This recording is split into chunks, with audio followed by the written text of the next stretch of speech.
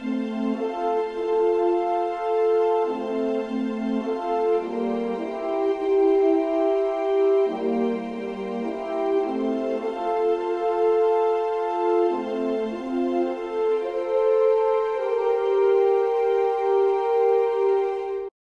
Perrault, Les Fées.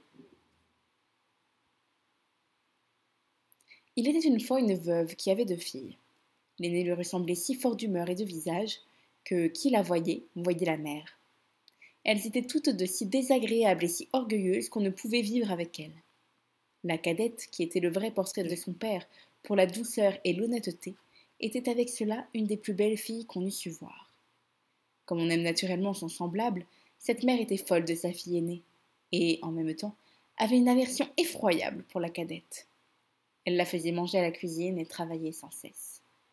Il fallait, entre autres choses, que cette pauvre enfant allât 2 fois par jour puiser de l'eau à une grande demi-lieue du logis, et qu'elle en rapportât plein une grande cruche.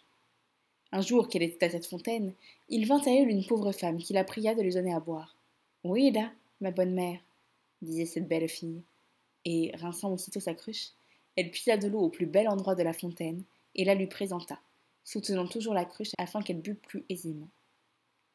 La bonne femme, ayant bu, lui dit « Vous êtes si belle, si bonne et si honnête que je ne puis m'empêcher de vous faire un don. » Car c'était une fée qui avait pris la forme d'une pauvre femme de village pour voir jusqu'où irait l'honnêteté de cette jeune fille. « Je vous donne pour don, poursuivit la fée, qu'à chaque parole que vous direz, il vous sortira de la bouche ou une fleur ou une pierre précieuse. » Lorsque cette belle fille arriva au logis, sa mère la gronda de revenir si tard de la fontaine. « Je vous demande pardon, ma mère, » dit cette pauvre fille, « d'avoir tardé si longtemps. » Et, en disant ces mots, il lui sortit de la bouche 2 roses, 2 perles et 2 gros diamants.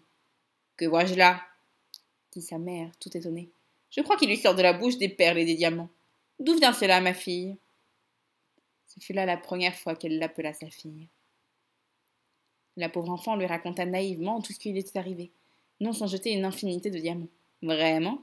dit la mère. « Il faut que j'y envoie ma fille. Tenez, Fanchon, voyez ce qui sort de la bouche de votre sœur quand elle parle. Ne seriez-vous pas bien aise d'avoir le même don? Vous n'aurez qu'à aller puiser de l'eau à la fontaine, et quand une pauvre femme vous demandera à boire, lui en donnez bien honnêtement. »« Il me fera beau voir, » répondit la brutale. « Allez à la fontaine. »« Je veux que vous y alliez, » reprit la mère, « et tout à l'heure. » Elle y alla, mais toujours en grondant. Elle prit le plus beau flacon d'argent qui fut dans le logis. Elle ne fut pas plutôt arrivée à la fontaine qu'elle vit sortir du bois une dame magnifiquement vêtue, qui vint lui demander à boire. C'était la même fée qui avait apparu à sa sœur, mais qui avait pris l'air et les habits d'une princesse pour voir jusqu'où irait la malhonnêteté de cette fille. « Est-ce que je suis ici venue, » lui dit cette brutale orgueilleuse, « pour vous donner à boire ? Justement, j'ai apporté un flacon d'argent, tout exprès pour donner à boire à madame. J'en suis d'avis.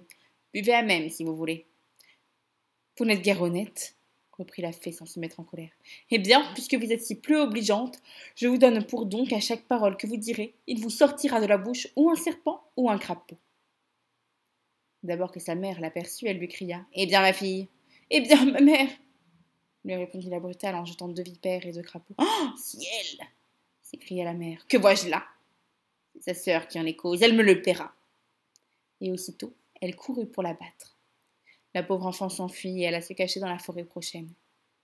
Le fils du roi, qui revenait de la chasse, la rencontra, et, la voyant si belle, lui demanda ce qu'elle faisait là toute seule et ce qu'elle avait à pleurer. « Hélas, monsieur, c'est ma mère qui m'a chassée du logis. »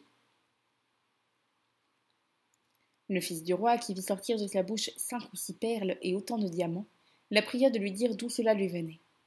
Elle lui conta toute son aventure. Le fils du roi en devint amoureux, et, considérant qu'un tel don valait mieux que tout ce qu'on pouvait donner en mariage à une autre, l'emmena au palais du roi son père, où il l'épousa. Pour sa sœur, elle se fit tant haïr que sa propre mère la chassa de chez elle, et la malheureuse, après avoir bien couru, sans trouver personne qui voulût la recevoir, alla mourir au coin d'un bois. Moralité. Les diamants et les pistoles peuvent beaucoup sur les esprits. Cependant, les douces paroles ont encore plus de force et sont d'un plus grand prix.